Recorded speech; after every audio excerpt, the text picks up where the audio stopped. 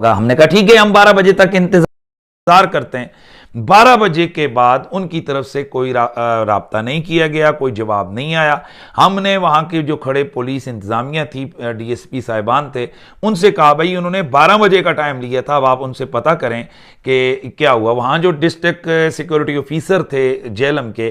तो वो खुद तशरीफ ले गए और एक दफ़ा नहीं वो 4-5 दफ़ा गए। बार बार वो जाकर उधर से चीज़ सवाल होता, इधर से जवाब, इधर का सवाल उधर लेके जाते रहे कि भाई, ताकि ये जो बाहर अकेडमी के बाहर जो आहिस्ता आहिस्ता लोगों का रश लग रहा था, ताकि ये रश ना लगे और कोई लॉ एंड ऑर्डर का मसला वहाँ पेश ना आए।